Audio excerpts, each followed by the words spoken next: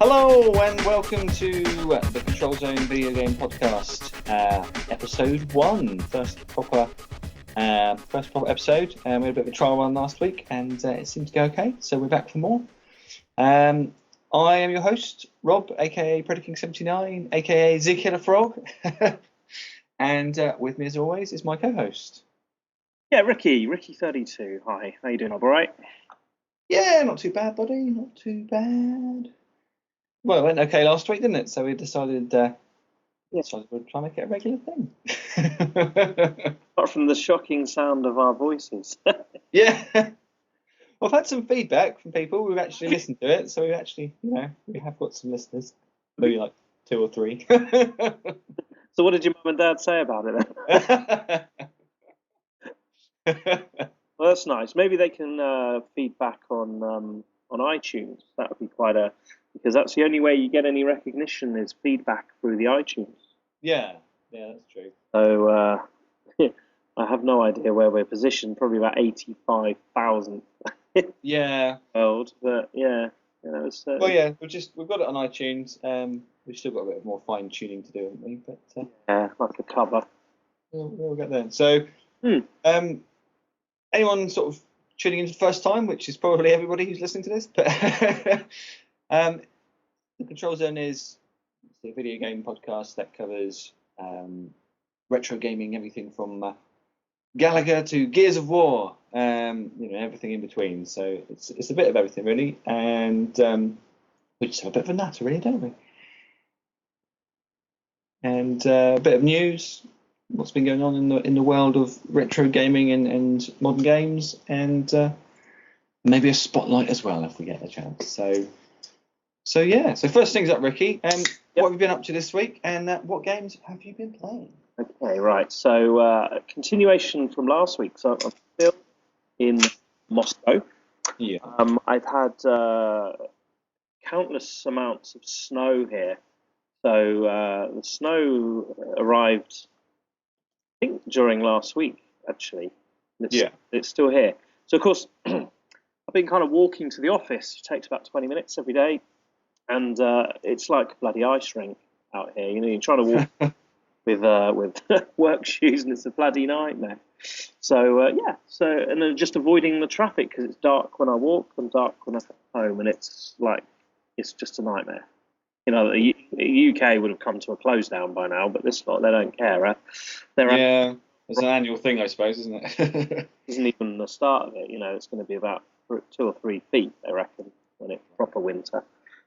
And then it is walking only, but they drive like madmen, regardless. Yeah. They don't.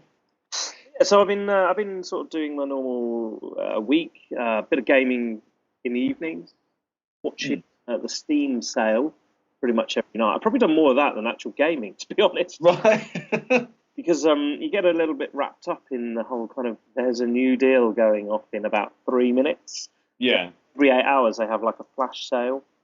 That's like the Black Friday stuff, yeah? Yeah, but it lasted about 5 days, I think. Maybe 6 days. Maybe a week, actually. I think it was like the 28th or 27th of November to the 3rd of December, till yesterday. Okay. Today's the 4th. So, yeah, it was... so every 8 hours they had a change of games that were on amazing prices. Amazing. Right. Absolutely dirt cheap. Probably bring up the Steam account. I bought so much, I don't even know what... I can't even remember, So there we go. So, of course, dealing with Russian food and the cost of living here, the price of things, I went into a shop and I bought some rich tea biscuits. And just sort of square version. And they were like £5.80. What? Biscuits. You got to be rich to have those rich tea biscuits. One. So that's all I've really been doing. I mean, nothing much. I fly home at the weekend, so that'll be. So when you ask me what I've been doing next week, I'll be saying I flew home from Russia. So and I'm on to my next job. So where are you going next? Luton. Another exotic destination. Yeah. So it's one thing to another. But actually, I'm working. Excuse me, I'm working near home actually next week. towards the end of next week. So Hampton, so down there to do. So that'd be quite nice. But, yeah. Yeah. So what have you been playing then, game-wise? Well, okay. So my list of what I've been playing is I've been dipping in and out of things, but of course I've had one major success, which I'm going to start with because as I mentioned last time, I had The Walking Dead on many devices. Yes, I recall. I finally got round to playing episode 2. Yes. The weekend, yeah, because you dedicate some time to it, don't you? You've got to sit down and you can't be interrupted really. I think The Walking Dead for me has always been in the back burner. It's like it's like your broken leg game. You think, right, okay, I can't leave the house for 4 weeks, so I kind of like to hoard a load of things that I can guarantee and do. So, okay, yeah, I guess so. And I think completing it would kind of closure for me on it. Imagine a lot of people recently were watching the Breaking Bad series episode. Yes. And kind of when it finished, it was kind of like there was something missing. Mm. Because you didn't have this thing continually going on in your life. And for me, The Walking Dead is, I almost don't want to finish it.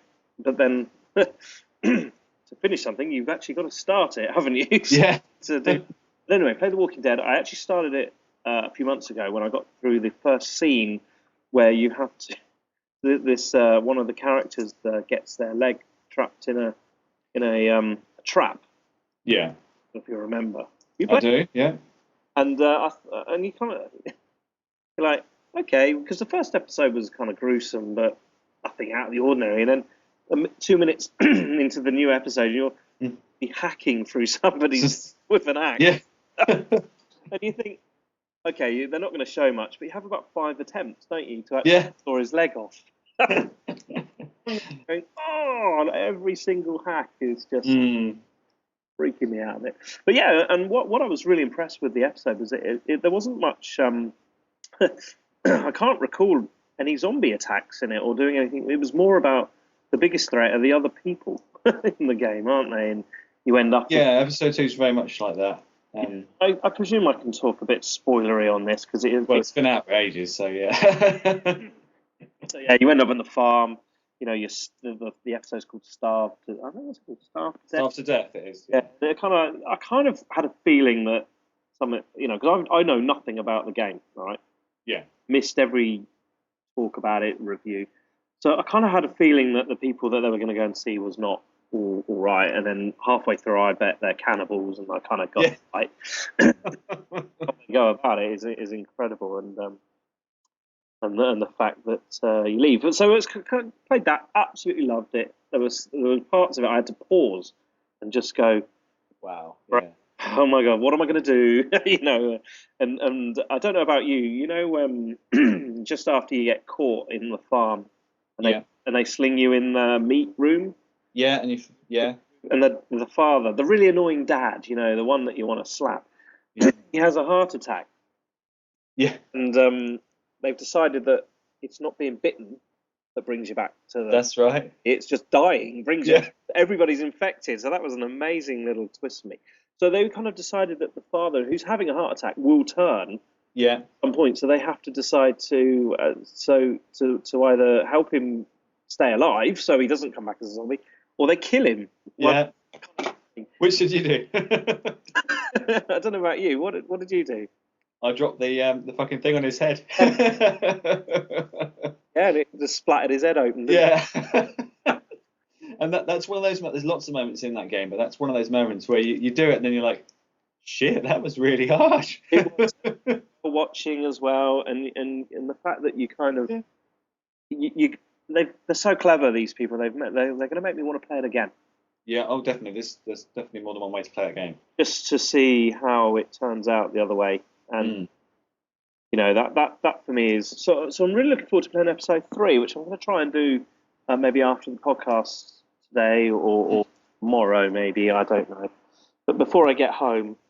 But I certainly I'm going to finish all 5 episodes I've got left, 3, 4, 5, and the 400 days I've got as well.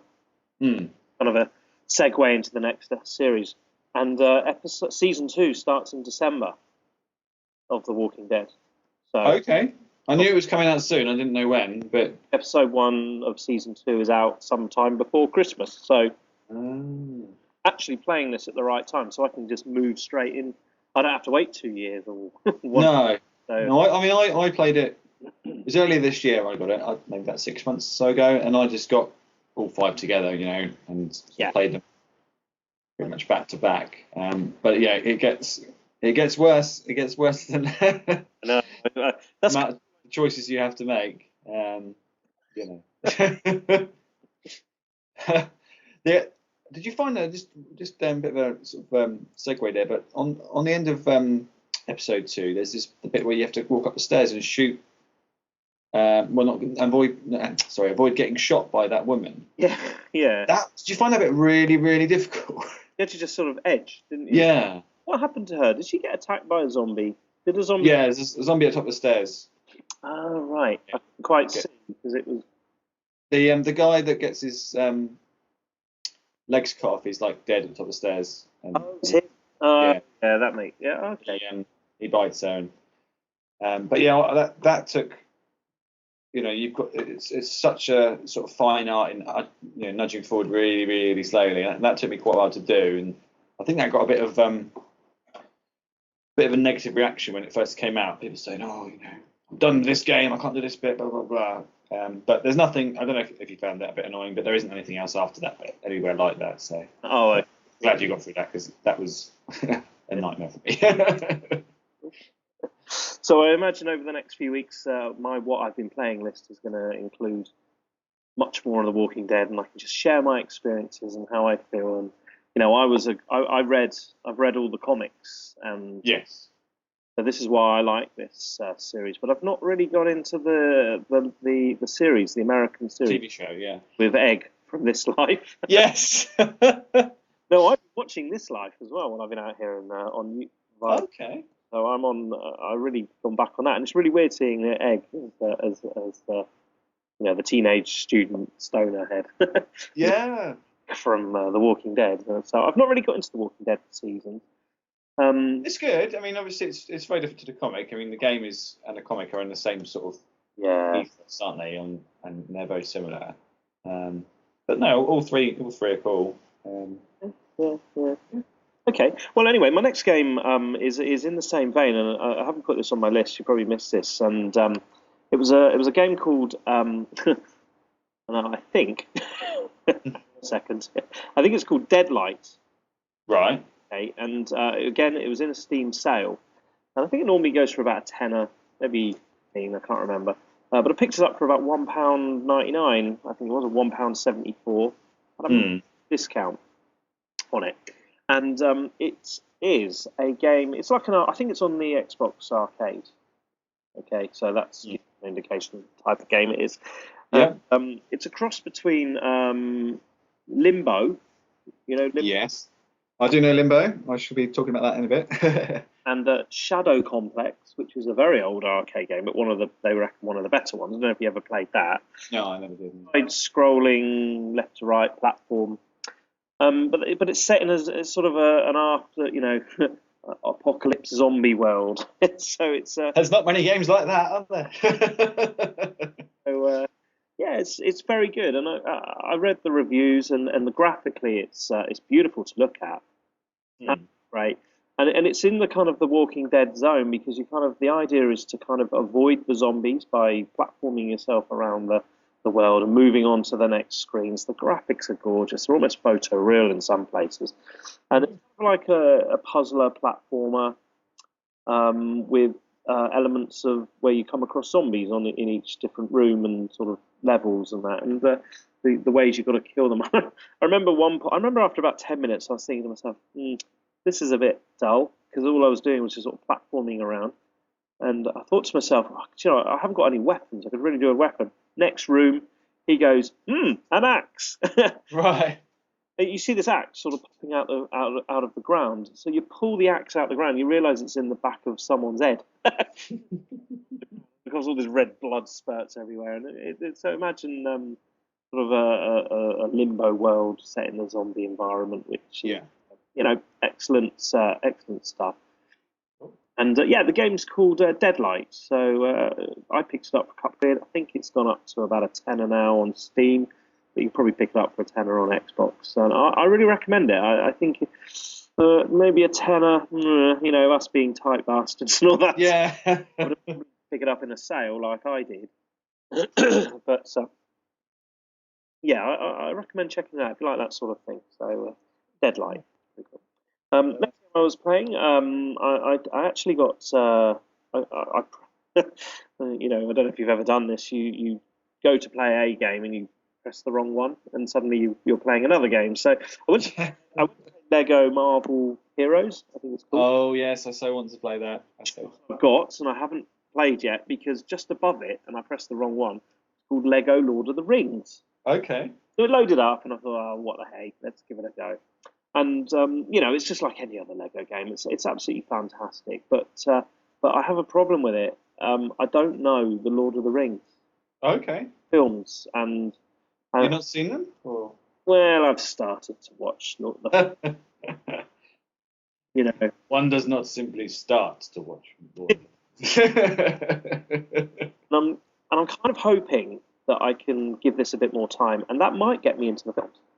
So, because I'm finding the world a bit kind of, I don't know if it's my age or just the lack of interest. I've just found it. I love all the Lego games. I love them, and I'm going to love Marvel when I get around to actually loading one up. But this one was, I know and I can appreciate it's really good. It has all of the elements that the other ones have, but this one just didn't grip me. I think it might be a little bit like after Lego Star Wars and Lego Harry Potter, which followed the movies. I think they released Lego Batman, didn't they? Which had real. I mean, there's so many Batman films, so they probably thought, well, we can't follow all of them, so we'll follow none of them. So I kind of had references to the old animated show, didn't it? Batman.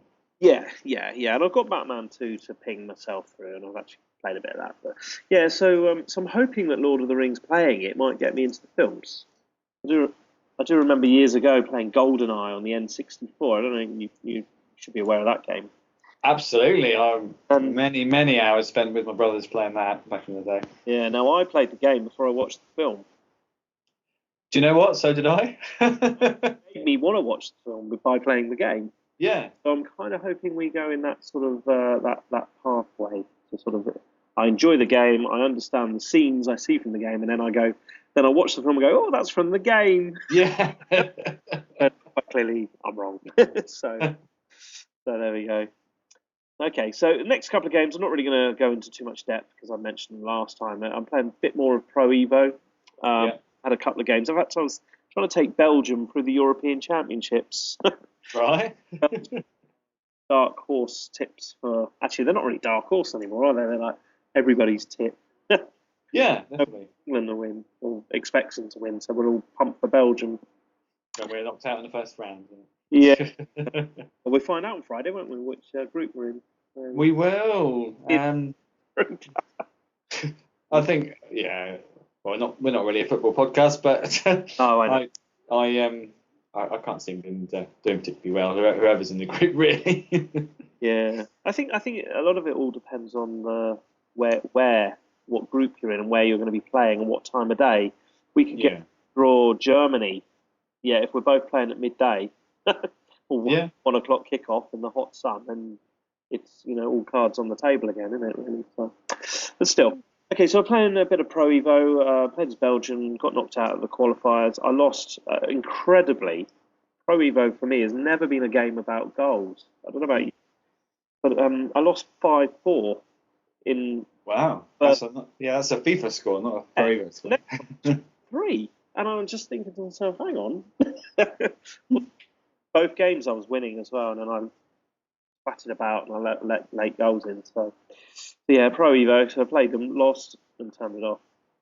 And the other game I won't talk too much about is Pinball Effects 2. That, and just going through the amount of tables that I've got. So like the Star Wars tables, played a few of those again. So I won't go into too much depth. So nice. So a couple of other games on the iOS, so on the iPad. Yeah.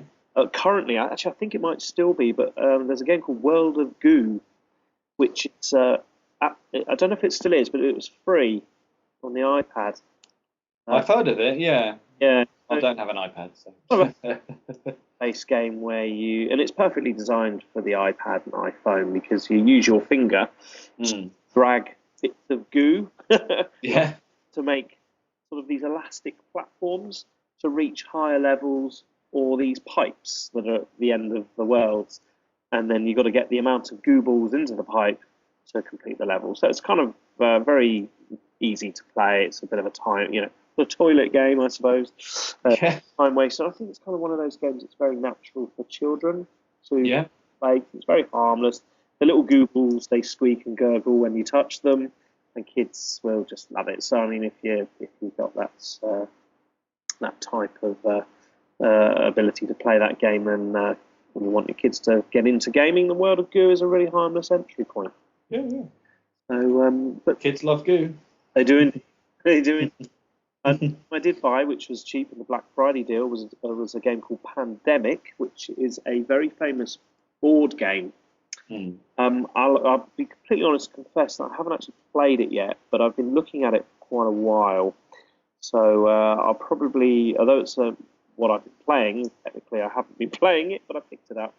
So about that next time. Cool. And my other two games are on your list. So I think I'll pass the ball to you now, Rob. Yeah, no worries. And when you get to them, I'll confess what I've been playing as well there. Excellent. It's been another quite busy week at work for me.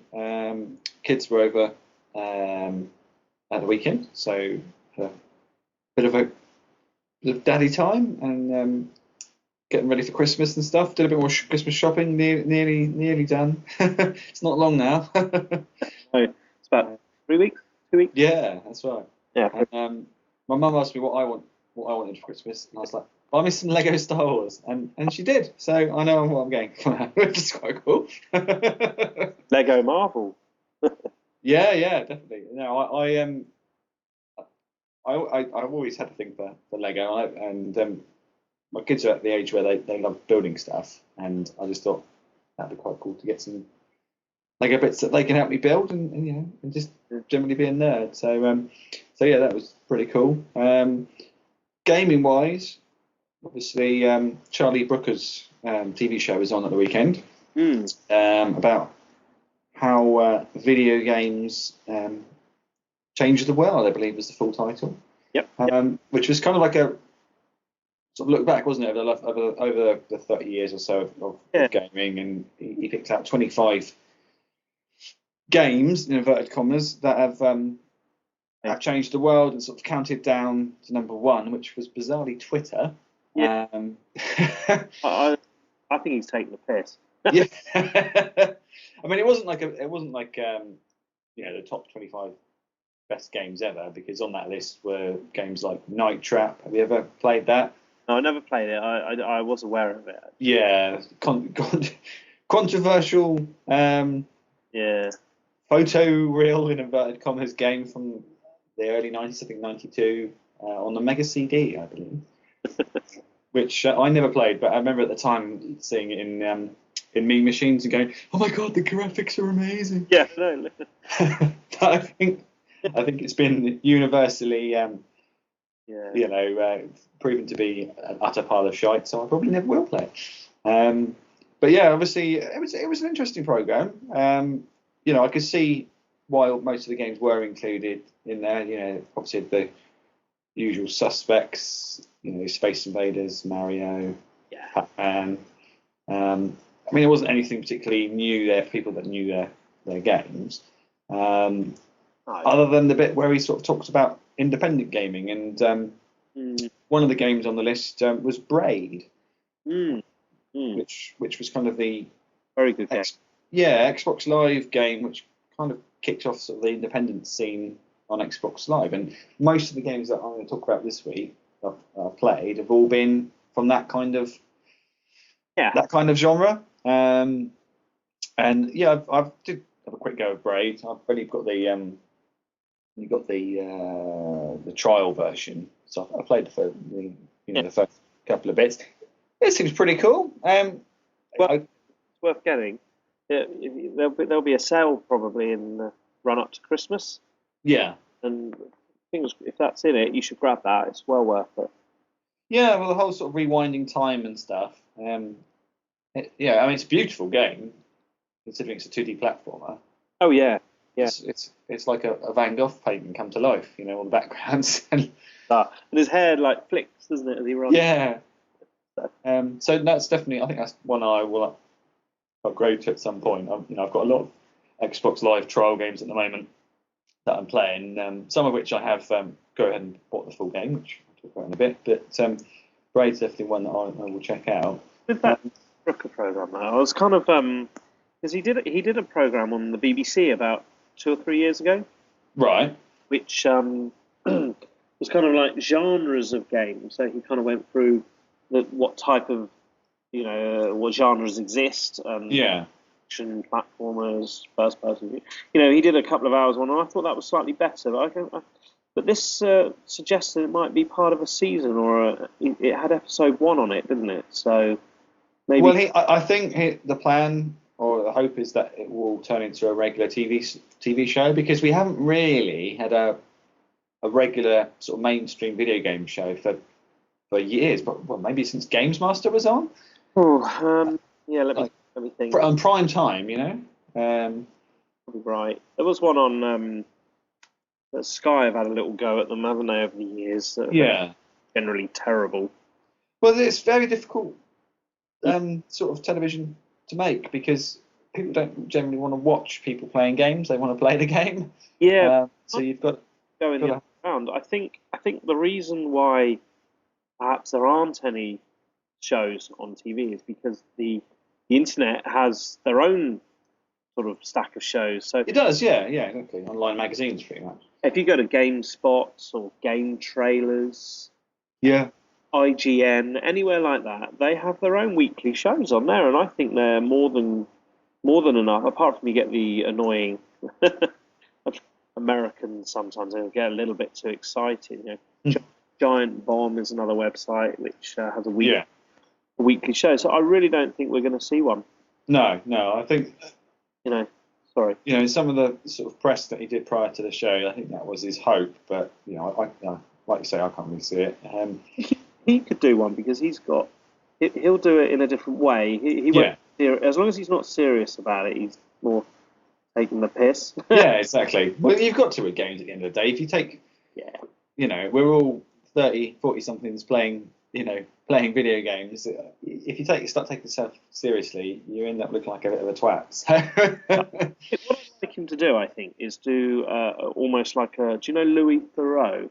I do. Something like, subversive. World, visiting different countries and their strange cultures with gaming. I mean, like he showed on there, the South Korean, was it? They have the girls on those. They go and watch live events, don't they? Yes. Yeah. What was the game? They're like heroes, aren't they, to them? Yeah. Like watching the Beatles for them. Yeah. So I think if he travelled around sort of seeing how gaming is, he'll probably end up mostly in the East. I think he could come here to Russia and find out how gaming is. How nobody buys anything. So, and everything is downloaded. Everything's pirated, yeah. Anyway, I won't tell about that. But it's the things I've been offered since I've been here is software, and nobody pays for nothing. So no. You could really do a worldwide version. I think that might be more interesting than just a straightforward. These are the latest games that are coming out review show. Then that's no good for him. But yeah, it was a good program anyway. It was entertaining. Yeah, I mean, what did you think about Twitter being in there as a game? It's basically saying that Twitter is gamified. Gamification. Gamification of modern life. Yeah. Oh, I see that word come up a lot in business environments as well. And I always think to myself, "Ooh, gamer. Oh, gamification. Don't know what that. I've never really researched what it really means in the modern language. So maybe if that means that Twitter we're all playing a game, I'm not sure that from a non-celebrity perspective that is really true. because No, I think it's more for celebrities to play games and how many followers they get. And I really don't care how many followers I have on Twitter because I'm not a massive user of it. no. I mean, I log on there most days. I log in there every day, read news and follow other people. So Yeah. I'm talking out my arse, but I did find it a bit. I was in anticipation of the whole. Wonder what is the most, number one. I think he was doing it in chronological order. He was, yeah. So he's probably just bang up to date. I thought he was going to go along the lines of. I saw The Last of Us on there. I thought he was go into episodic gaming as the sort of the latest thing. Where dead again. Yeah. Bite-sized chunks of games and.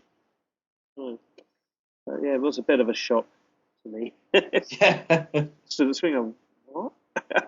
Twitter? Yeah, I don't see it as a game at all. It's it's doggone. It's a for Joe Public like you and I. It's effectively a 24/7 news channel, isn't it? Of all your particular interests and Yeah. And the chance to occasionally put some random stuff on there. I mean, I should say as well, we have got a Twitter feed now. Lame. I know it's lame, but I just put it out there. Oh, I'm only joking. It was just sort of saying out Twitter. Oh, no, we don't. And then you announce a Twitter feed. Yeah, it's a segue. Control Zone Pod. That's the Twitter. I mean, there's 20 followers on there already. So, actually, I will admit, I've since we did our last. I don't know if it's come about people listening to our last show or whether it's the fact that I put up a link via Twitter. But I gained about 5 followers this week, and and nobody follows me. So we'll wait and see. I won't see, but no, I mean we're just doing this for shits and giggles, aren't we? And if people listen and like it, then brilliant. Yeah, and all the stuff we might be able to wangle.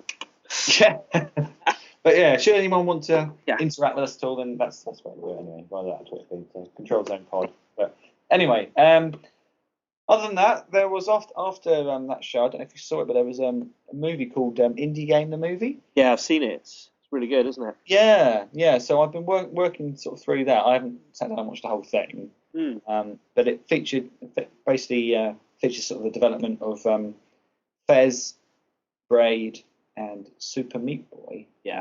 On Xbox Live. And yep, I've been playing all 3 of those this week. What are your thoughts then? Fez is awesome. Fez I played for about 5 minutes and then bought the full version, which is unusual of me because I'll usually download the trial game and I'll play that. I'll play it for a bit, and unless it's a game I've played before, like a retro game like Streets of Rage 2 or something like that, then I generally, we'll leave it on my system for a little while and then go, I'll upgrade. But yeah, Fez, I was like, I need this. How much you pay Fez? What was the cost? It was $6.75, so 800 Microsoft points in the old system. Yeah, that's pretty good. Which isn't for a game that's something different, Because I picked up Fez as well in the Steam sale. Okay. £1.74. So yeah, and I played it before actually. Yeah. That's why I grabbed. As soon as I saw that price, I thought I'm having that because it is such a good game. Oh, it's brilliant. It's such a simple concept of a 2D world that can revolve around in a 3D way, but once you get your head around that, it's amazing. It's just it's so clever. It's like it's one of those concepts which you think, why did someone not do this years ago? Yeah. But watching that show or that movie rather, the amount of pain that took to make that game, because it was delayed. Something horrendous, wasn't it? It was supposed to come out in 2010. I think it came out last year. Yeah, but there's a guy. The guy who develops it's a guy. I can't remember his first name, but he's somebody Fish, isn't he? Phil Fish, is it? Or... And of course, there's been a lot of controversy about him because, of course, I think the film depicts him to be a bit of a dick. Yeah. Yeah. Right the way through. I think he was showing his game off at one of the games conferences, wasn't it? And it crashed or something, didn't it? And he started having a little tantrum, and this has kind of led on, I think, over the years since it's been released, to the point where he was openly slagging off fans of the game. Yeah. Via Twitter. Yeah. The point where he's now cancelled. Cancelled Fez 2. Yeah. I read that this week. Yeah. He's decided to leave gaming altogether. So I don't know if that's a big loss or a lucky escape for us. But well, yeah. I mean, I think looking at all three of the development teams, the games there, you have games developers tend to be a certain type of person. Without being, you've got to be extremely dedicated and have a strong belief in what you're doing. And I think at the kind of expense of a lot of other things. So these guys basically gave up their lives whilst they were developing that game. But obviously, I think he just snapped at the end. The drain of 4 or 5 years of development of basically him and one other guy. It's not like working at Epic or Microsoft, where you're one of, I don't know, several hundred guys. Yeah. And I think he just took it all to heart. But no, it's a great game, and it's a shame that it won't get a sequel. And I'm only. How far are you with it? Oh, very, very early stages. Probably played it for about 45 minutes or so. Yeah. But yeah, I got the full version, so that will be. I'll be playing that over the next week or so. Yeah. But yeah, no, it's for that price. I mean. Yeah. Anything less than a tenner is good value. Yeah. Because the whole sort of independent gaming on Xbox was never something that I've ever really dipped into. I've downloaded obviously games from Live before, and I think up until now one of the standout ones would have been Far Cry Blood Dragon. Did you ever play that? Actually, that is I think it's in a PlayStation sale at the moment. That is a fantastic game. It's obviously not an independent game. Is that good value for that? How much is it? $250. $250? Yes, get on it now. But I have to wait. I think it cost me about 1,200 Microsoft points when it came out. So is it? Because I played Far Cry 3 because it's using that engine, isn't it? It's using that engine, but it's basically it's a complete and utter fan wank to the 80s, everything 80s. From Arnie movies to Tron to Terminator. Really. To 16-bit and 8-bit gaming. It's brilliant. You download it, you will love it. Yeah. But that was sort of the standout sort of Xbox Live game that I got prior to this. But sort of watching the Charlie Brooker show and that movie, it's like, I'm going to give these games a go. So I downloaded a few of them, and so Fez was the one I upgraded into the full game, and All right. So, I've just put blood. What's it called? Blood Dragon, isn't it? Blood Dragon, yeah. Yeah, it's 400 rubles. Yeah. No idea how much that is. Anyway. And the music's amazing in that game as well. It's just brilliant. It is brilliant. But yeah, so Fez. What else? I played Braid briefly. It intrigues me. Whether I get the full game or not, I don't know. But it did intrigue me. But the other one I played is Limbo. And obviously that's a few years old. I didn't realise how old it was, and I had no idea, no knowledge of the game until it was on that show the other day. Oh right, yeah. So I thought, I'll give that a go, and wow, that's a creepy ass game. There's I couldn't get on with it myself. I did get it, but no, didn't click for me. Did it click for you? It did. I mean, I've only got the trial version, so I've only played through the first level. But so beautifully done, so atmospheric. It is literally like someone's nightmare, like the bit with the spider near the start. Oh, that's incredible. Yeah. Holy crap. Yeah, it does freak you out. If you don't know anything about it, and suddenly you see it, and then, boy. Yeah. It's creepy. I think that will be one I do upgrade and get, but it's a tenner, so it's quite a lot for They're always I, sales, mate. So you'll pick it up. yeah. So very so atmospheric and dreamlike. But having played Fez, playing that straight after Fez, it doesn't really have the depth at all that something like Fez or Braid has. Just something pretty to look at, really. Yeah, done it. I don't know if there's much replayability because I wouldn't have thought so. No, and it's a lot to drop on a game that you might only play once, but something to think about. And the other one, Super Meat Boy. Yeah. This as well. You've got it as well, yeah? I picked it up in the Steam sale, so go on, tell us your thoughts. It's mad and it's brilliant. I love it. It's such a frenetic game. I mean, again, it's old, isn't it? It's 2010 came out? Yeah, I think a couple of years ago. Yeah, 2 or 3 years. Yeah. Just it's a classic. Yeah, how would you describe it to somebody who's never played it? Lump of meat.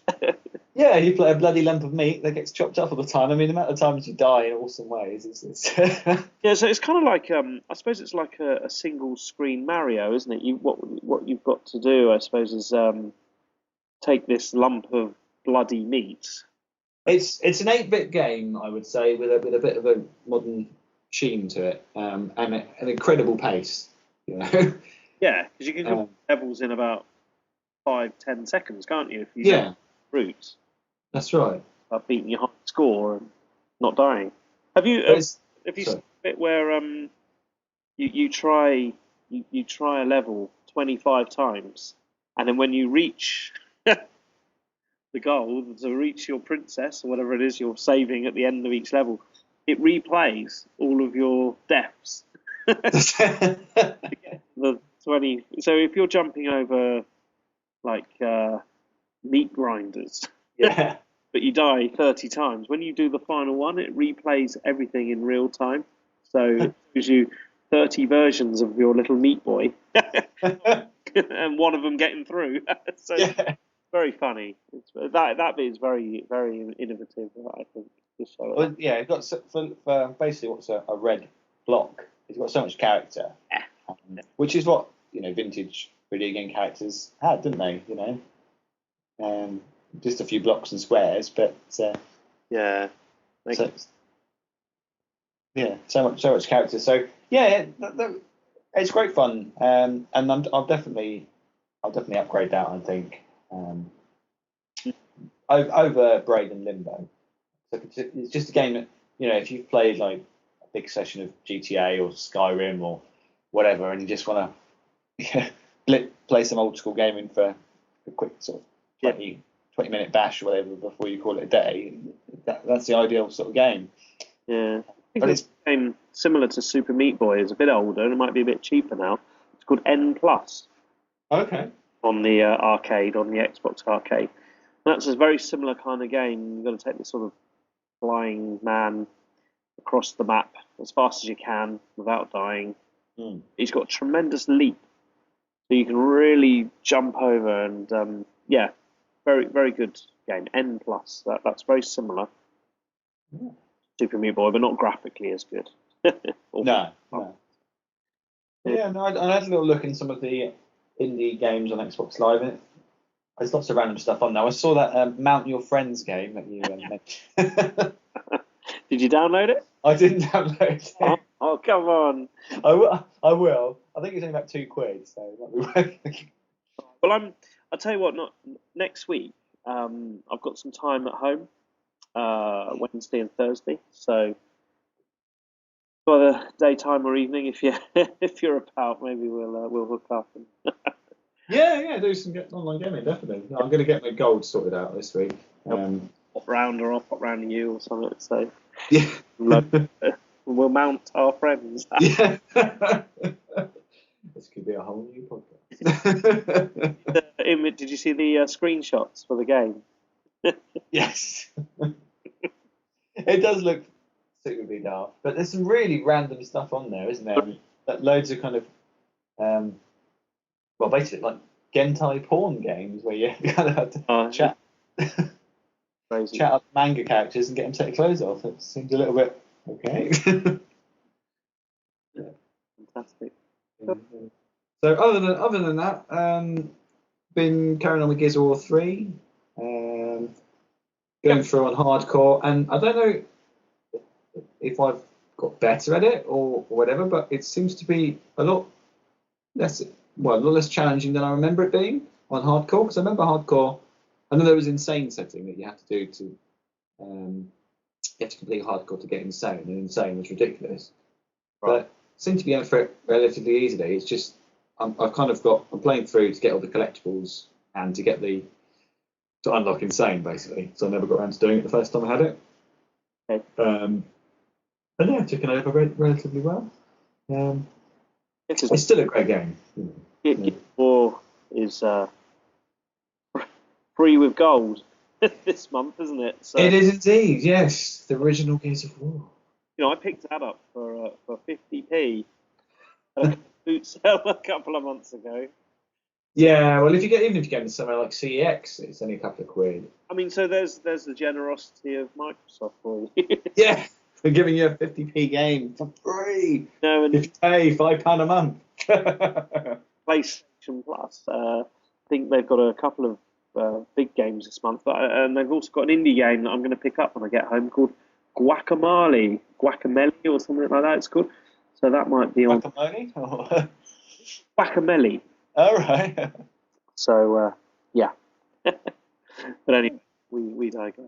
We do indeed. But, yes, that's what I've been playing, really. I went into CX with the intention of buying a load of games, but ended up just trading, getting rid of a load of old DVDs and stuff, and walking out with a voucher. I didn't go out to get anything. Because I've been playing all these Xbox Live games, I just thought, no, I'll go now, and I've actually been to get something. Because I still have yet to play GTA 5. Well, yeah, that's something you must do. Oh, I know. I think that will be an after Christmas job. Yeah. We've got a bit of time off over Christmas. I'm sure a game like that demands a lot of attention. I've got a couple of weeks off, so I'm sure we're going to get some good stuff going in. In fact, it's son's birthday on Sunday, so I know. Oh yeah, of course it is. Yeah. He's getting Rayman Legends. Cool. And Lego Marvel on the Sweet. So he's going to have those couple of games on the Xbox. So you might see my name popping up playing those if you're online. But of course, I never play online with my Xbox or play with my game tag very much. It's always him. So he should get his own game tag. Then you have to play twice, then I suppose, don't you? Yeah. Yeah. All the games are tied to my account. That's the problem. And he plays, Minecraft and Trials HD and stuff like that. But basically, what you're doing is getting your son to get your achievements, really, aren't you?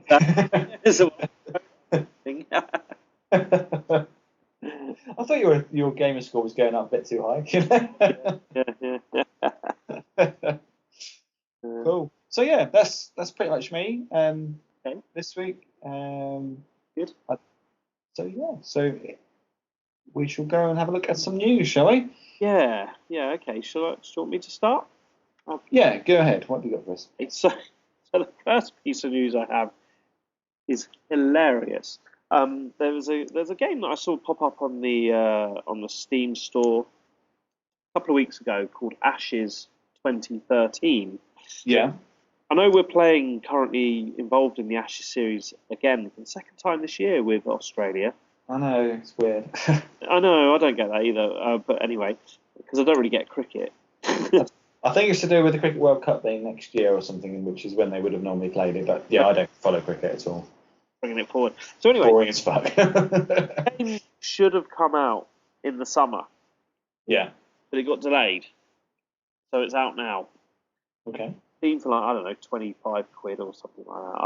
I wasn't going to buy it, so I didn't really observe the price. So, and then I caught a video of it on YouTube with Giant Bomb. They were playing the first hour of 2013, and I must admit, if you get a chance to watch it, it's the most hilarious hour I've ever seen. Because you've got Americans playing cricket. So they don't have a bloody clue. Big game was so bugged. It so incredibly bugged Really? and broken.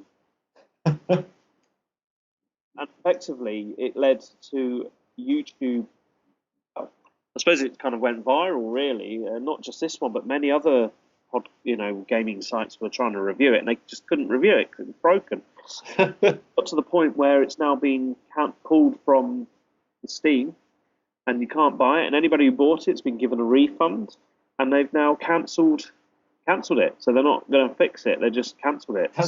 Wow. There's how development houses are blaming the program, the marketing and it just gets crazy, and it's hilarious. If you ever get a chance to watch the broken version of it, you'll never get to play it. I think if they put it back up and sold it for about £1, I think they'd sell more copies now than when it was up for £25 with Yeah, because of the publicity, yeah. Because it's kind of like you want to see it and play it and laugh at all the just ridiculous brokenness of it. So it's very rare. I mean, actually, it's not rare. I mean, games do get released, don't they, in various states. And as soon as you load them up, especially Xbox and PlayStation, you put a game in for the first time and it downloads a patch straight away. So. I mean, now, obviously, with online, updates and stuff, games probably do get brought out a bit quicker because they know that if something goes wrong, they can just do a patch. But it makes them lazy, and of course, it doesn't make them lazy because this never would have happened in the 16-bit era. Because games were that was it. In the cartridge, you can't download a patch for Sonic the Hedgehog or something. I would imagine what they probably do is they say, well, let's stick it out and we'll see how it goes, and if we get a good first week sales of it, we'll spend time fixing it, and then we'll put a patch out for it. And if we don't get sales, we'll just say fuck off and leave it and work on something else. And that's probably the way they do it these days. They don't have the resources to play test it enough. And what the hell this got in even. In the first 10 minutes, it was just so hilariously broken. And God knows what they were doing. They probably got too far down the road. They thought, just stick it out. Got to make some money back on it. And in the end, they had to refund everyone anyway. So what a waste of time. Anyway, that's the first time I've ever really heard of this type of thing. There might be others. So if you do know of any, let us know.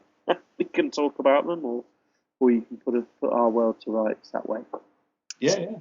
So the other thing that's popped up on the news that I've been looking at is the general cost of the Xbox One and PlayStation 4 digital downloads, and kind of concern that's going on in the lack of hard drive space that's going to be available, because both machines I think launched with 500 gig hard drives. Yeah. In reality, once you take away the operating system, you're probably left with about 450, maybe a bit less. And games are typically taking between sort of 15 to 30 gig to install on the hard drive. So very, very quickly you're going to run out of room. Definitely, yeah. It's not the last gen where games would sort of peak between 8 and 16 gigs, so you could fit quite a lot on, and some were a lot smaller than 8 gig as well. So So I don't know if they're missing a trick here. I think in a world where there would be a very high, 2 or 3 terabyte drives, maybe 5 terabyte, the more space people have, surely the more games people are going to buy. Am I missing the point here?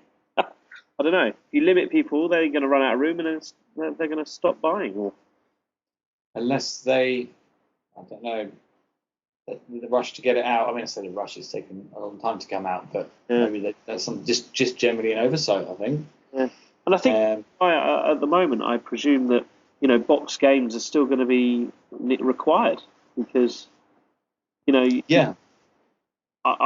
quite a lot with my PlayStation 3 where I've got a lot of games on there, and I'm gradually running out of room. And over the last couple of years, I'm having to decide what I don't play very much and remove it. So you've got a limit of what you can have. But still, and of course the other crazy thing about the the digital downloads on these two formats is the bloody cost of them. I was seeing £60+ for FIFA 14 on PlayStation 4.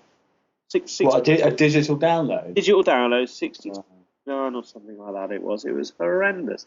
I know, you can walk in to the bricks and mortar places and pick them up for about 40, 45, and that's still high. But you think, why are they more? I don't know. I never get it. I never get why they're so much more.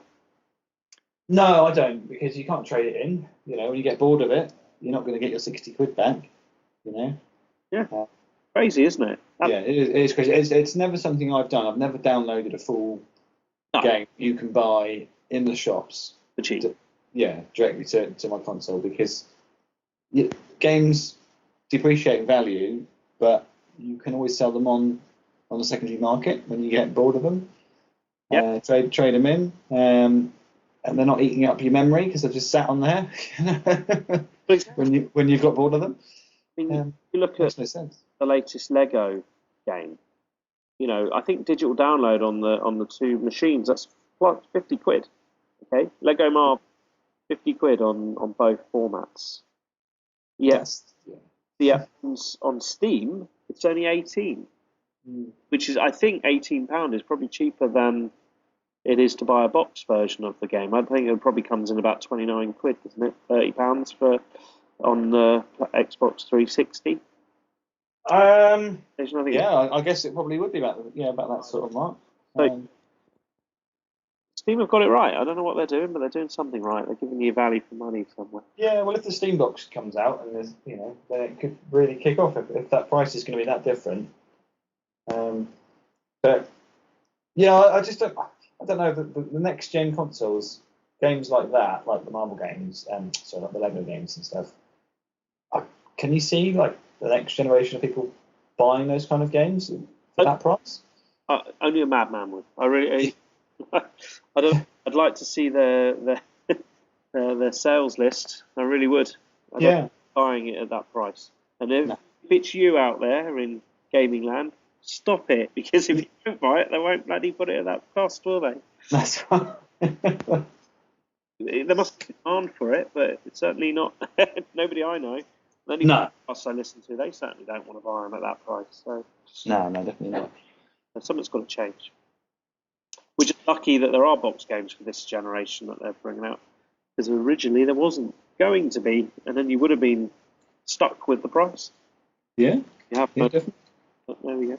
Okay, next bit of news.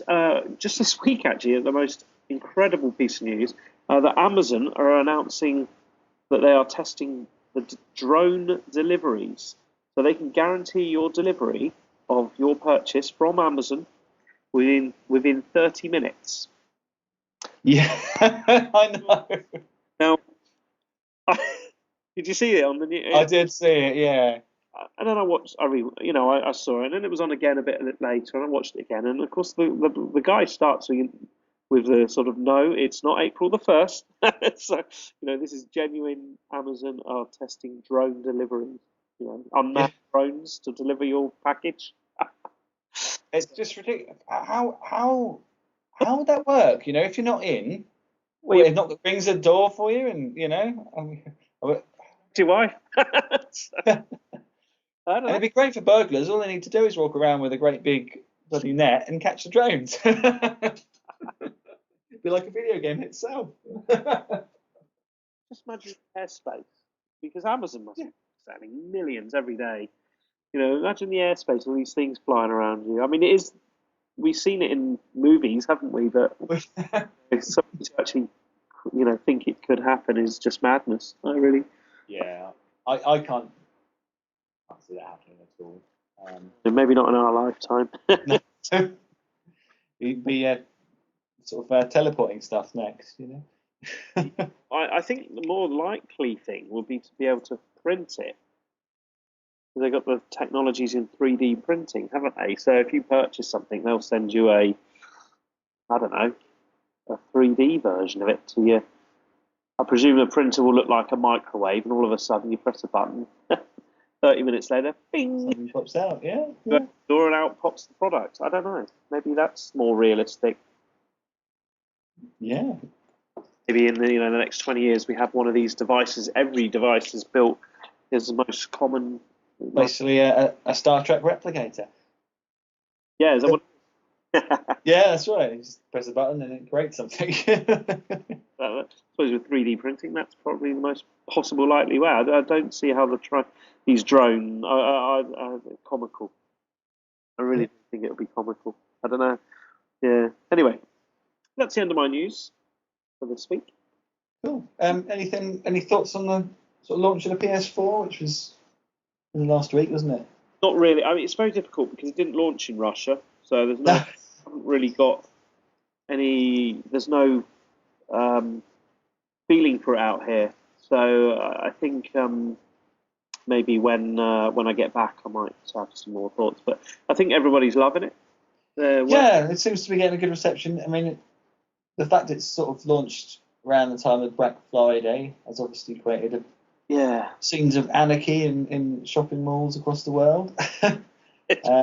I'm just sending you a link now, actually, about a guy who was basically was shot dead for his PS4. Yeah, really.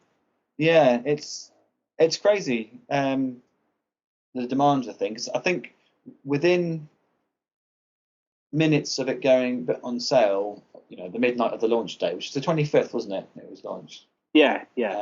Over here, anyway. Was that worldwide? I don't know. But yeah, within minutes, it was going on eBay for as much as £2,000.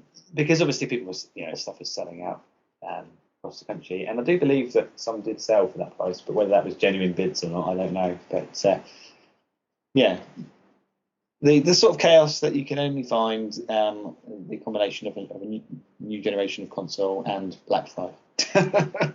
Yeah, that's the day to avoid the streets. Well, I don't know if it's as big in the UK as it is in America. But oh no, nothing like it. But obviously, a lot of versions. A lot of people wanted to get that console on the first day, and be the first to do a YouTube video on it, and unboxing. It's very popular, isn't it? That's right. Taking it out the box. Oh, you can't beat a good unboxing video. Yeah. Maybe I'm missing the point. Well, I mean, for my other sort of hobby of toy collecting, sometimes do those sort of things where you've got a random box of vintage toys and you can open up and say, look what I've got, which is kind of interesting, but not when you've got a bloody console. Yeah, because they're all the same, aren't they? So everybody gets the same thing. Yeah. Oh well. But yeah, they were going for an average price on eBay for $600, which is obviously a couple of hundred. Yeah. I mean, above what they're retailing. I do like the. I've been watching a couple of people. I think there's a podcast called The Cranky Gamers, and the host of that show picked one up, and he's been doing a lot of Twitch broadcasting, because I think it's very slick and easy. If you just, there's a button on the controller, I think. Yeah. You're playing a game, and if you got set up the account, you just press the button. All of a sudden, you're broadcasting. You can talk to people, and I believe they were using some people were using the PlayStation 4 broadcast capabilities to run a phone-in chat show. Oh wow! So, but which quickly got closed down, buddy. But it's impressive that you can do that sort of thing. But on a more comical note, the voice recognition, instead of saying Xbox, you can say Sexbox, and it'll work. Recognises it, and PlayStation recognises Babe Station. So that's handy. Handy tip to know. We'd like to Xbox, turn on PlayStation. Yeah. Self-destruct, yeah. No, it does intrigue me, next generation, but as I said last week, I've got no plans to get them anytime soon. I'll be looking at least a year before I drop down one. But I'm the more sort of old school retro gamer of the two of us on there, so yeah, it'll probably be the next generation will be out before I really get into it. Up a Ned. Yeah, that's right. More like, you can't beat the Mode 7 and graphics from the Super Nintendo. You know, it's cutting edge. Domestic last night. I think the machine you should try and pick up is a PlayStation Portable for Yes, that is on my list of bits and pieces to get after Christmas. on mine. I have various free ROMs that have been made available over. So I've got Megadrive ROMs. Yeah, it acts as a portable retro gaming device, which is what I want, and which I hope that I hoped that iOS could have done that, but clearly, as we said last week, it can't. It's shit. So yeah, absolutely. If you pick, I think you pick one up, 20, 30 quid maximum. Yeah, that's the original PSP. Yeah. Yeah, get the original one. Yeah, absolutely, and then give me a contact. Yeah, we'll sort some shit out. We don't want to go into too much, but yeah. That's cool. Yeah. So that's all you newsed out. Yeah. So what about yourself? Got anything else that you wish to share? I've got a couple of news stories. Nothing particularly exciting from the retro world, but there's a couple of stories. One of which, you remember the awesome piece of computing equipment that was the Commodore 64 with all 64K worth of memory and processing capability? Yeah. Well, there's some new games coming out for it. And I don't mean ROMs, actual games. Yeah, basically. Call of Duty, Forza. Yeah, that's right. I'll send you the link. But basically, there's a retro game publisher called RGCD, and they've held a competition basically for independent gaming enthusiasts to develop games, and had a competition, and it's resulted in 15 new titles coming out. Which will actually be physical copies of the game, as far as I can make out. So I do always love these kind of stories when you get not necessarily a new ROM or a game using the engine of the old system that you can play on on your Mac or your PC, but an actual physical new game. Yeah. Because they had with the Megadrive, didn't they, a few years back? When they had I can't remember the name of the game now, but it was a kind of Zelda Zelda-styled game. Oh gosh, what was that? What was the name of the game? Oh, it's going to do my head in now, but never mind. But yeah, they released a proper new Megadrive game, a cartridge, a physical cartridge, visual copy, in the old sort of clip open box that they had, and this is the same sort of thing, but for the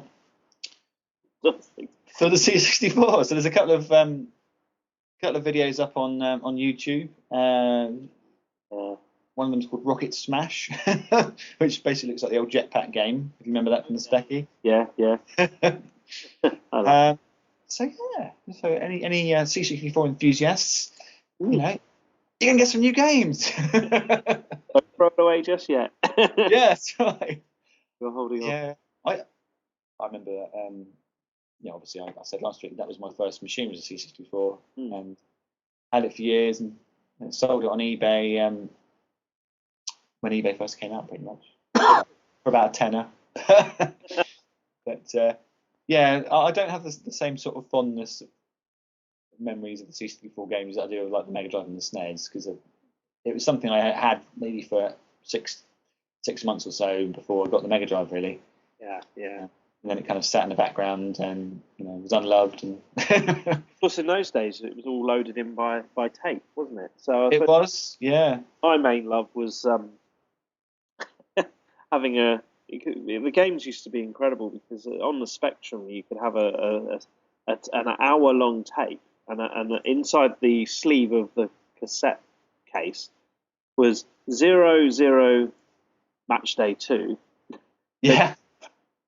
Then you'd have 8 minutes in, you'd have another game, and then 18 minutes you'd have Match Day 3 or whatever, Football Manager, or you could fill up a tape for games on a starting, and the coding would start at different minutes into the tape. I don't know if it was the same for the Commodore, but of course the home brewing back on the Spectrum was incredible, really. So, Yeah, there's a whole kind of punk DIY way of doing things. it was really keep it loaded. Mm. Spend ages watching it. That screen, because I remember. Yeah, with the little multicoloured stripes and the. Nothing quite like that noise, was there? Our intro music to soften the ears. Yeah. Okay. So the only other sort of story of note I've got is the N64 has had a bit of a cosmetic update by a company called Lecky, French design studio. You can basically get a redesigned N64. Obviously, the processor, and everything inside the console is the same, but it's a little bit different, a little bit colourful. There's only a link there. It's sort of white with either sort of green, yellow, or blue. What do you think? Sounds very nice. So these old was it Megadrive? It's N64. Sorry. Yeah, N64. Yeah. Yeah, these are Megadrive versions, but I haven't seen the N64 one. It's basically new casing. It does look very, very nice. Then you come and look at the price. It's €130 per console with Mario 64 and a controller. That's a little bit too much, really. Yeah. Because you can get one of those, well, car boots now for $5 probably. Yeah. Could digit either end, and you're talking. Yeah. Aren't you? Wow. They do look very nice. It makes them. It's funny how just a change of colour can make something look very contemporary. Yeah, it does look alright. I suppose, they could have. Yeah, no, that is quite nice, but it certainly wouldn't flick my switch for buying one. But yeah, there's probably a market for it. Yeah. At that price. Indeed. So yeah, great console. It's, as I said last week, it's the only retro console that I still got. Although I did need to get a power lead for it because I can't find it. I did have a little look the other night, see if I could fire it up, but it's missing its power lead. So the reason why it just looks tough, doesn't it? I do remember the N64 had a really sturdy feel about it. Everything clicked in nicely. That controller going into the socket and the cartridge in the slot in the top, it felt strong. It was a brilliant console. It was they're able to sell them still today. Yeah, exactly.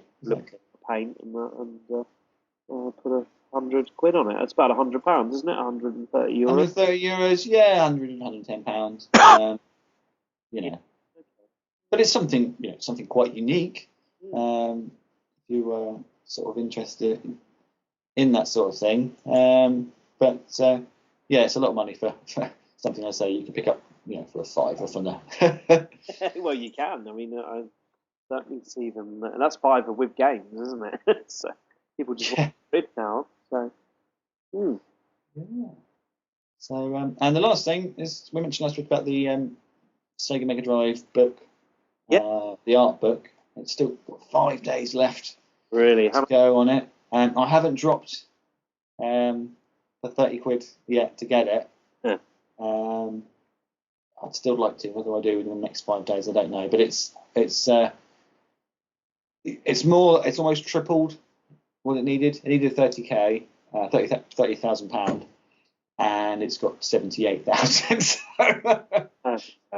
it's happening. That's right. But it'll be something that you'll be able to buy when because I do love. Mega Drive was my first real machine that I love. From the Mega Drive was. I must have coveted it because of never actually getting it when I actually originally wanted it. So I think it was the first one I actually sort of funded. Did I fund it myself or did I get it as a present? Shit, I don't know. Either way, I liked it. Yeah. So it does. Yeah, I'll definitely want to get a copy of that at some point. Whether I do, it's the wrong side of Christmas really to drop the money now. But certainly I would like to get a copy of that at some point if I can. But yeah, that's pretty much the end of the news. If we take a quick break, I'll be back in a bit with a quick video game spotlight. Yeah. Yep. Okay.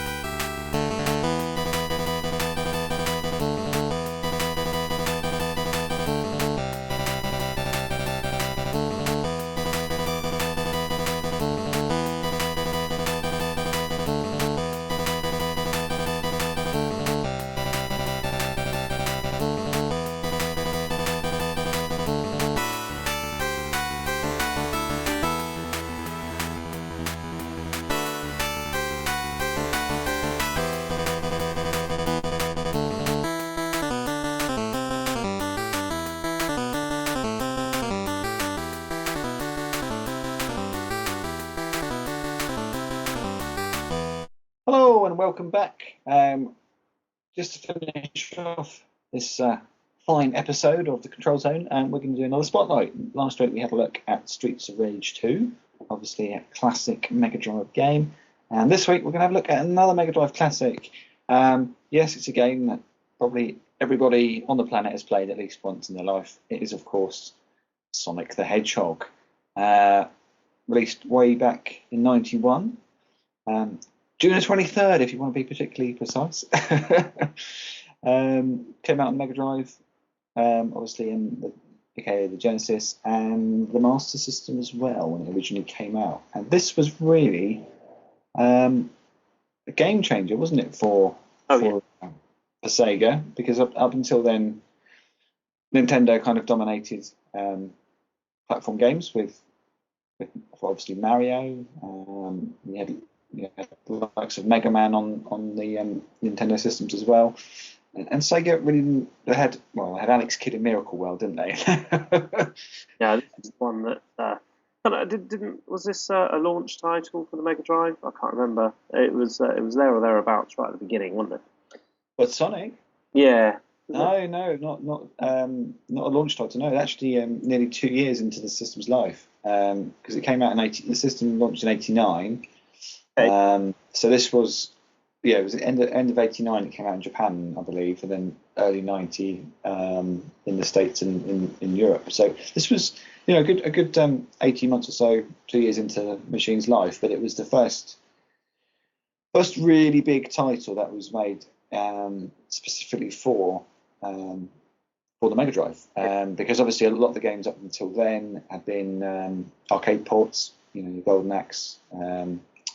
Did have stuff like Mickey Mouse Castle of Illusion, but Sonic became the brand icon for Sega, didn't it? Yeah. In the early '90s.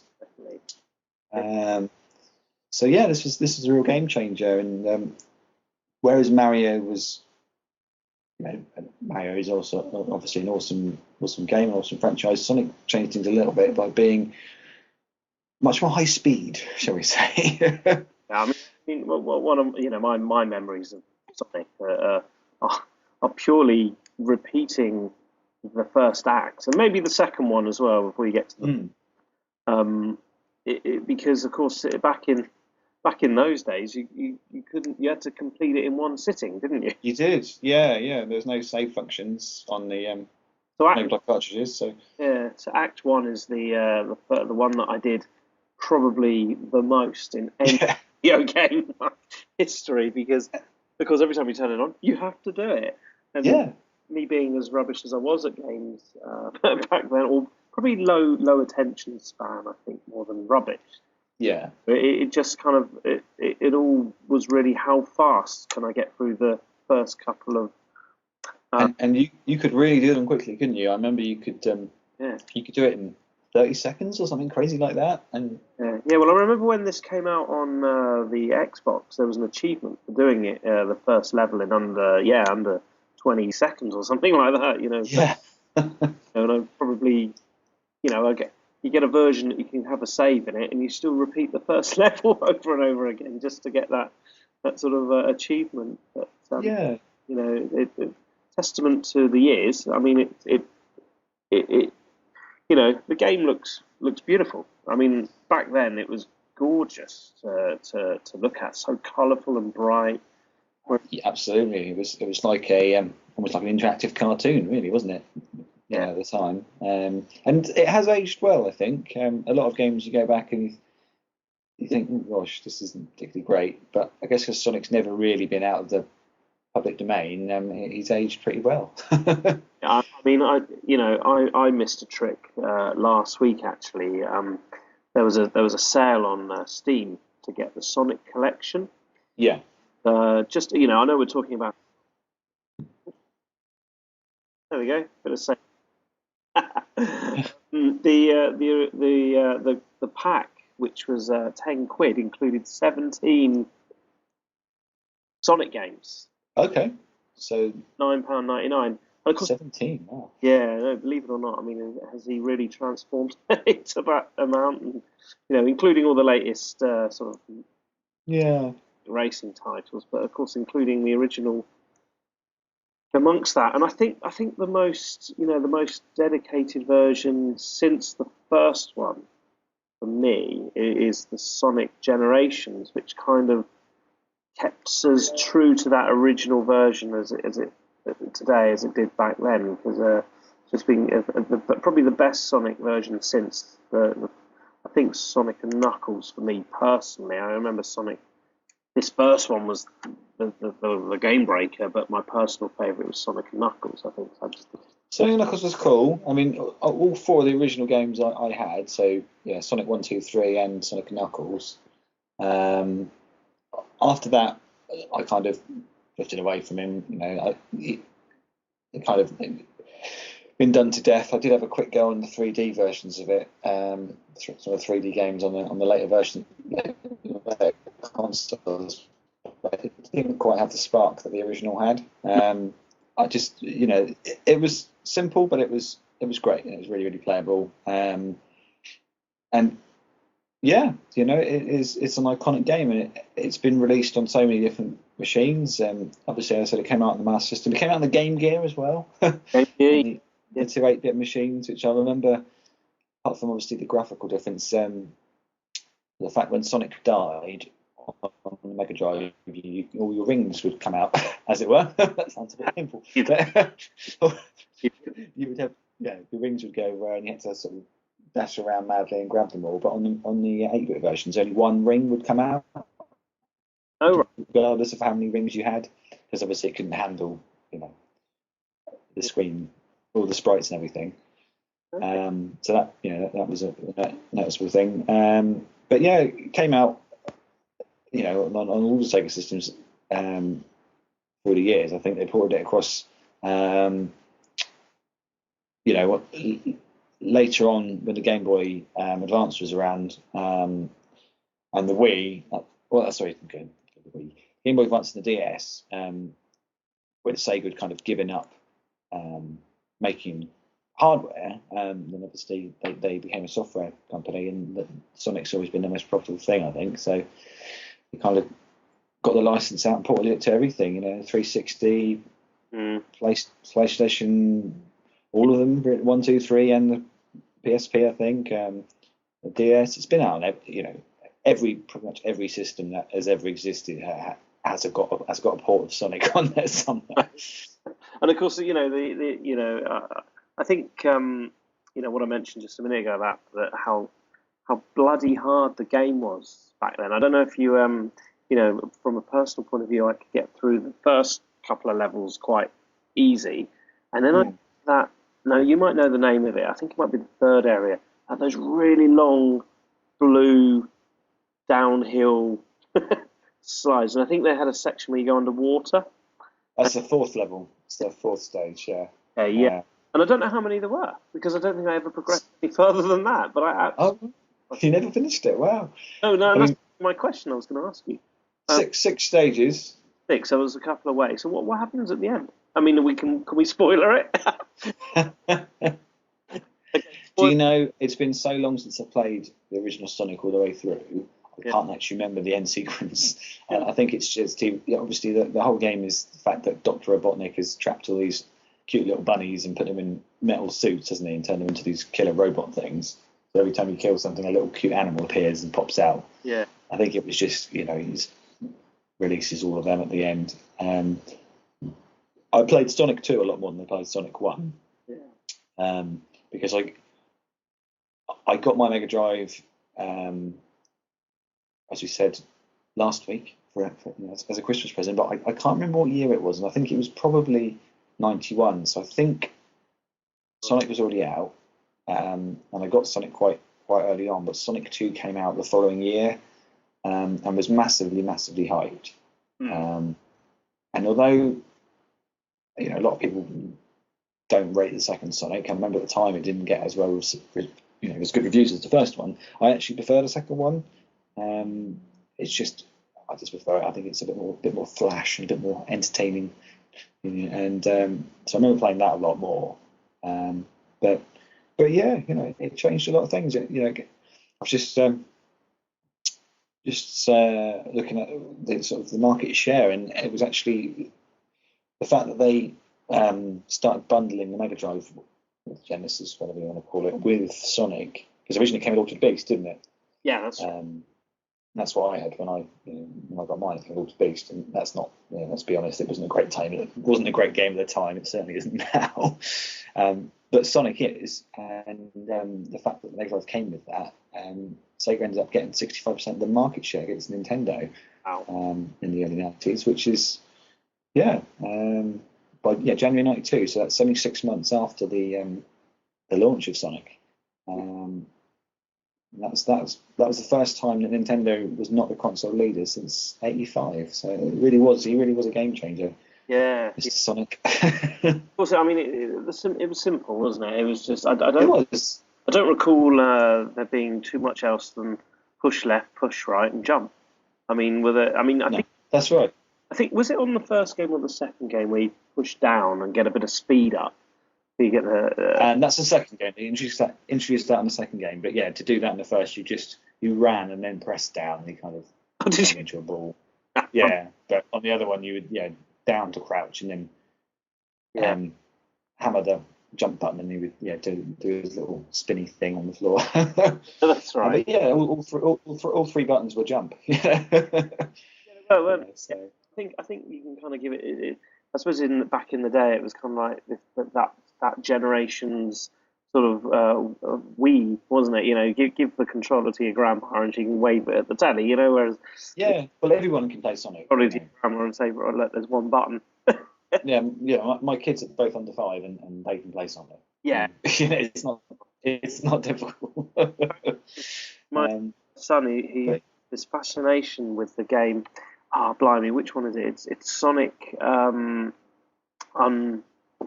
Unleashed, I think, which is one of the Xbox 360 versions, and it's bloody awful, absolutely awful. I think it's split into two because one part of the game is side-scrolling left to right, classic Sonic, which is great because we were crying out a few years ago for a good old Sonic reboot, and then it kind of intertwined with a version where he turned into a werewolf at night, and it went all 3D, and it was awful. So, but he's obsessed with it, and I introduce here's the original, here's 2, here's Sonic and Knuckles, the bits you love, play it. So and he never did, he always wanted to play that one, but I think I bought him Sonic Generations. That was his. I think if he does a podcast, 20 years time, he'll be going, "Oh, I remember Sonic Generations." Well, Sonic's, he's never going to go away. No, I don't. The newer games haven't really interested me, but they're not made for me. I like the original games because of the nostalgic factor, the fact that I had them as a kid and enjoyed playing them as a kid, and they've aged really well. So, can't go wrong. Now, I mean, if we end this podcast now, could you pick up a version and play it? Or I've got Sonic on. I've got it on the Xbox 360 twice. Because I bought it on Xbox Live when it first came out on Live Arcade when it was, I don't know, it must have been 2007 or something. It was like 400 Microsoft points. Just for Sonic 1, and I've got 2, and I've got 3, and then I've got all of them again on the Mega Drive collection.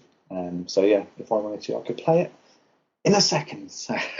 Because I think did you get it on the iPhone and the iPad? I think you can. You can get it on the iPhone. I don't have it on the iPhone. It's probably one of the few games that the iOS crappy controller system could actually. It would be okay because you've only really got the one button. And they were rebooting, weren't they? With they were trying to do Episonic Sonic, weren't they? More recently with I think they had Sonic.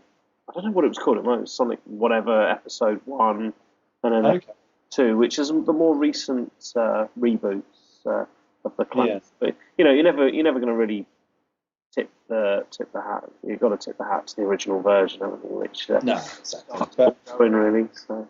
No, but yeah. So that's Mr. Sonic the Hedgehog. This week's spotlight. A fondly held game, I think, by the vast majority of gamers out there. So the license himself It may have been overdone a little bit these days, but you can't beat the original. Certainly the original couple of games anyway. But yeah, next week we will have another spotlight, and this time it won't be a Mega Drive game, I promise. Cool. Right. Is there anything else that you wish to add? Well, I mean, no. It's real good. Yeah, I enjoyed it this week. Excellent. Right. Well, we'll knock it on the head there. Just to say, obviously, thank you for everybody who's been listening so far. Appears we actually are getting a few downloads, which is quite nice. We won't say how many, but it's more than we perhaps thought we would be getting. It's about 108 more than we thought, wasn't it? Oh, you ruined it. But no, that's not bad going, seeing it's just, Thank you, everyone. It's actually the most professional gaming podcast in the world, isn't it? I mean, it'll only get better from here. I mean, hopefully we can improve the sound. I mean, I won't, I'm relying on hotel Wi-Fi.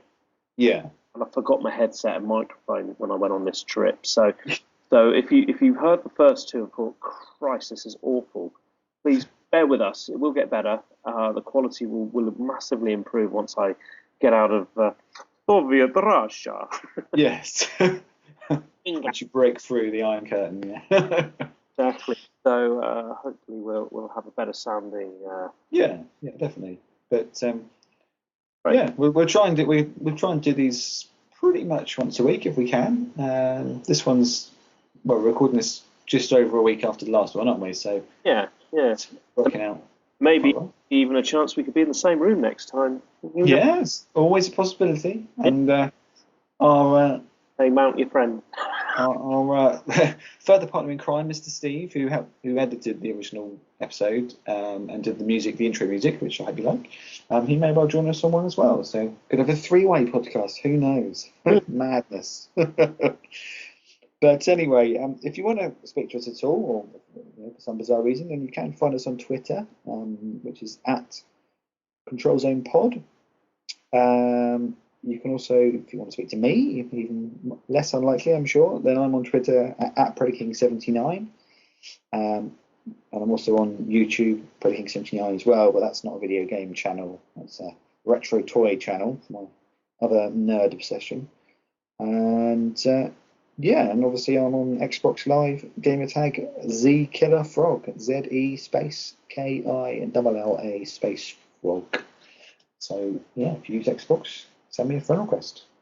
What about your good self? Yeah, and I'm on Xbox Live, Steam, PSN Network, or PS. Yeah. If I say that, PSN Network, then, doesn't it? Anyway. PlayStation Network. And Twitter at Ricky32. Ricky32. Excellent. So, well, thank you very much for listening, everybody. Yep. And it's goodbye from me. It's a goodbye from us. And we'll see you next time. All right. Ta-da. Ta-da for now. Bye.